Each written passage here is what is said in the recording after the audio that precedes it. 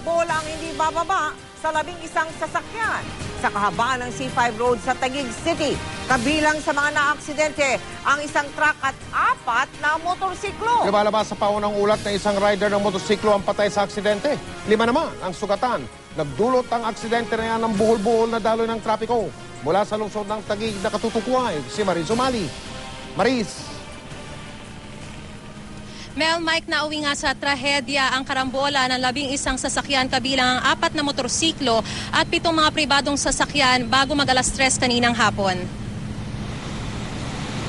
Kasalukuyang binabagtas ng 10-wheeler truck na ito ang kahabaan ng C5 northbound na mawalan umano ito ng preno. Base sa paunang investigasyon, mabilis na tumatakbo umano ang truck na nasa 3rd lane pero bigla raw itong sumagasa sa ibang mga lane papunta sa outermost lane. Kaya nagkarambola ang aabot sa 11 sasakyan. Sa bilis naman ang takbo ng isang motorsiklo, bumangga umano ito sa isa sa mga sasakyan pero sa lakas ng impact, tumilapon ang sakay nito na kanyang ikinamatay. Bagamat naka-helmet, hindi na raw ito naging sapat para maprotektahan ang rider ng motorsiklo. Ang 3 pang motorsiklo, pumailalim naman sa iba pang mga sasakyan. Pero nakaligtas daw ang mga sakay nito. Tumalon kasi yung ilan na Mel Mike na nagtamo lamang ng mga galos sa braso at ibang bahagi ng katawan. Itinakbo na sila sa ospital. Ang ibang mga pribadong sasakyan naman, nagkawasak-wasak din pero ligtas naman ang mga sakay nito. Inaresto na ng Makati Police ang truck driver pati ang 3 pahinante nito. According dun ma'am sa initial na investigation na report na ginawa, ito daw ma'am truck nag-lose ng control habang binabaybay niya itong kahabaan ng C5. Habang bumabaybay siya ma'am, ginilid na niya rito hanggang sa mabangga niya itong mga sasakyan na nandirito. Bali 11 sasakyan po ito. Lakas po ma'am ng impact. Kaya po pagkano po, tumilapon na po, naubusan na po ng dugo rito yung Nakarinig ako ng ingay, parang ito yata ang truck na ito, isinasagi na niya sa kwan, dito sa tulay, para siguro mabawasan yung speed niya. Then maya-maya na lang may lumagabog sa likod namin. Pag lumagabog, siyempre matutulak kami ang bumangga rito sa adventure, nagsunod-sunod na parang domino effect. Then lumagpas sa amin yung truck, after mabangga kami, lumagpas siya, tinumbok niya uli ito. Galing kami dito sa 3rd lane, pumunta ako dito sa kabila, sa outer lane.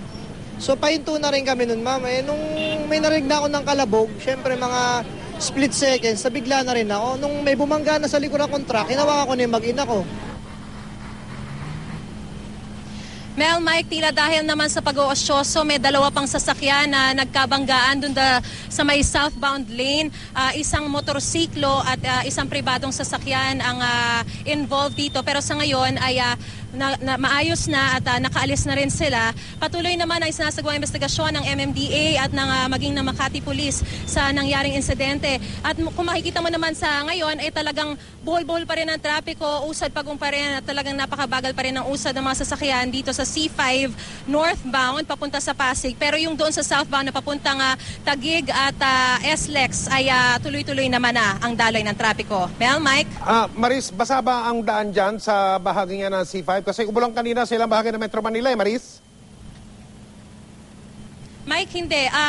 Tuyo naman yung kalsada. Nagkataon lang daw na nawalan talaga ng control yung truck na naging sanhi ng karambola. No? Nawalan siya ng preno kaya napunta siya, sumagasa siya sa ibang mga lanes at doon na nangyari yung karambola, Mike. Okay, lilinawin ko na nga sabi mo, Maris, yung mga sasakyan na nagkabanggaan dyan at nakasunod-sunod ang mga... Ayan, natanggal na sila sa mga sandaling ito? Clear na, ika nga, Maris? Karamihan sa mga sasakyan, Mike, ay tinanggal na ng mga taga-MMDA.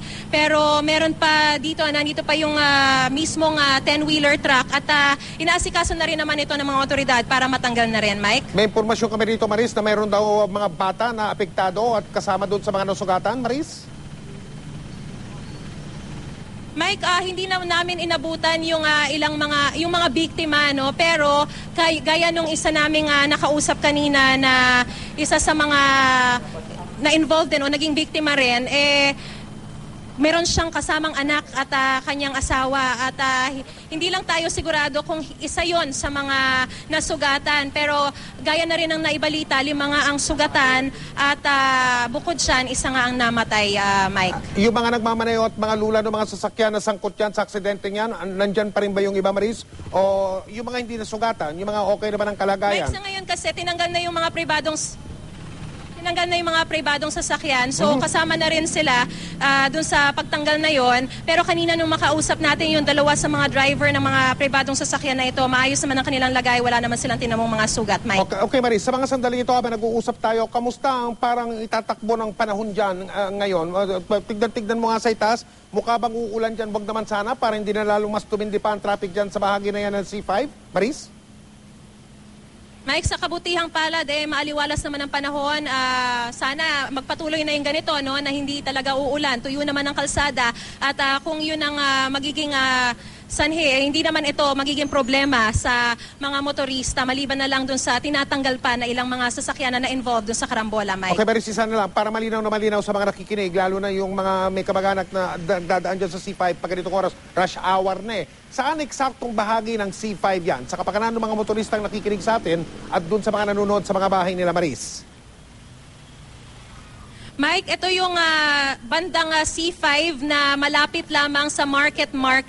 At ito rin yung malapit sa ilalim ng flyover na papuntang Pasig, Mike. Market, lalampas ka, ganoon, patungong direksyon ng Pasig. Ganoon ba yun, Maris? Oo. Bali, malalagpasan mo ng bahagya yung Market pa northbound. Dito eksakto nangyari yung karambola. Maraming salamat, Maris Umali.